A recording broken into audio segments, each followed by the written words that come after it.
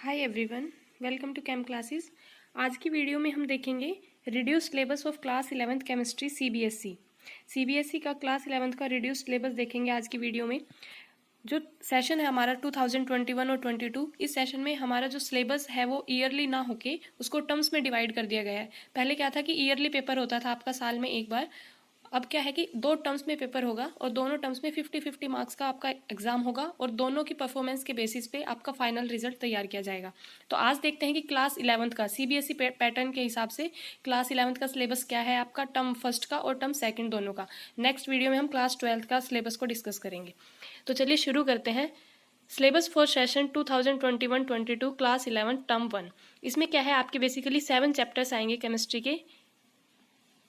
First chapter some basic concept of chemistry, structure of atom. इन दोनों की मिला के वेटेज होगी 11 मार्क्स की, 11 मार्क्स की वेटेज होगी।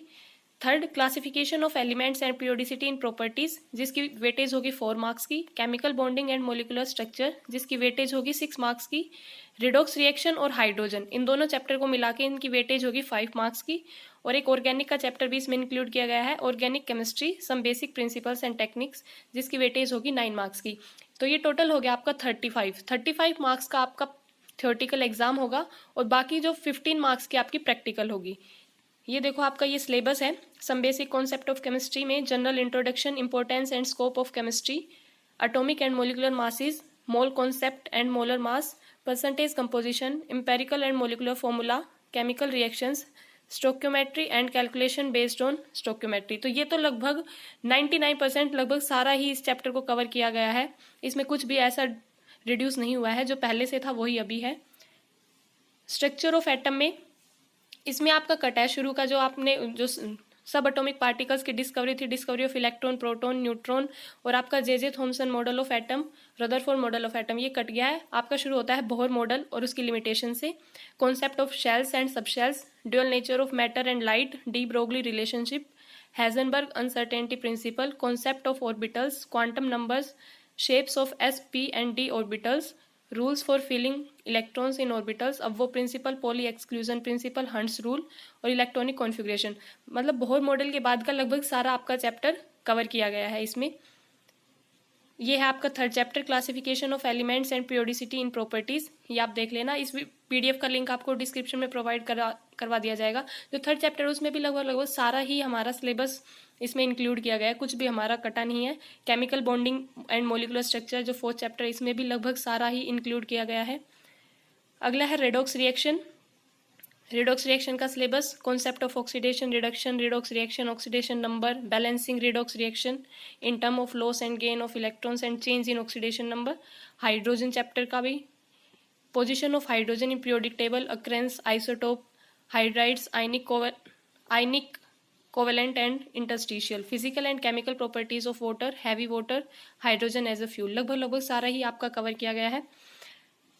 Organic chemistry and some basic principle of techniques में जनरल इंट्रोडक्शन, आपकी classification, IUPAC nomenclature of organic compounds, electronic displacement in a covalent bond, inductive effect, electromeric effect, resonance and hyperconjugation, homolytic and heterolytic fusion of a covalent bond, free radical, carbocation, carbanion, electrophiles and nucleophiles, type of organic reaction. तो ये है आपका syllabus term first का। इसके बाद है आपकी practical, और इसमें एक खास बात ये दी गई है कि आपकी 15 मार्क्स की प्रैक्टिकल होगी, लेकिन अगर नवंबर दिसंबर तक जब आपके टर्म फर्स्ट के एग्जाम होंगे, अगर तब तक लॉकडाउन की जो सिचुएशन है उसमें सुधार ना हुआ और मतलब ऐसी सिचुएशन नहीं रही कि आपके फिजिकली प्रैक्टिकल कंडक्ट कराई जा सके, तो उस केस में आपका एक प्रैक्टिकल बेस असेसमेंट होगा 15 मार्क्स का। मतलब एक पेपर होगा जिसमें आपके प्रैक्टिकल से रिलेटेड क्वेश्चन पूछे जाएंगे और वो 15 नंबर का होगा, और जो टर्म फर्स्ट के एंड में कंडक्ट कराया जाएगा। और ये है आपका प्रैक्टिकल का सिलेबस टर्म फर्स्ट का। वॉल्यूमेट्रिक एनालिसिस 8 मार्क्स की, कंटेंट बेस्ड एक्सपेरिमेंट 2 मार्क्स के और 5 नंबर का आपका वाइवा। तो टोटल 15 नंबर की आपकी प्रैक्टिकल कंडक्ट कराई जाएगी। ये आपका कुछ सिलेबस है प्रैक्टिकल से रिलेटेड। ये जो आपका जो 2 मार्क्स का ये पूछा गया है कंटेंट बेस्ड एक्सपेरिमेंट, इसमें देखो कुछ ऐसा पूछा जाएगा, determination of melting point of an organic compound, determination of boiling point of an organic compound. ये हो गया आपका प्रैक्टिकल का सिलेबस।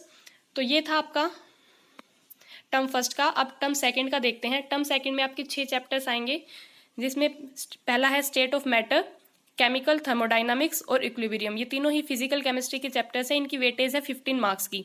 फिर है S block elements and P block elements, ये दोनों इनऑर्गेनिक के चैप्टर्स हैं जिनकी वेटेज है 11 मार्क्स की। और 6 है हाइड्रोकार्बन, ये एक ऑर्गेनिक का चैप्टर है, इसकी वेटेज है 9 मार्क्स की। टोटल 35 नंबर का आपका थ्योरेटिकल पेपर होगा। ये इनका सिलेबस आप देख लेना, आपका क्या इसमें कटा है और क्या बच गया, यहाँ से ये आप देख लेना। इसके PDF का लिंक आपको मिल जाएगा नीचे डिस्क्रिप्शन में। ऐसे ही इसमें भी प्रैक्टिकल कंडक्ट कराई जाएगी 15 मार्क्स की, और अगर सिचुएशन सही नहीं रही तो उसके बाद आपका paper based assessment, practical based assessment होगा आपका 10 मार्क्स का, और 5 मार्क्स का आपका वाइवा होगा।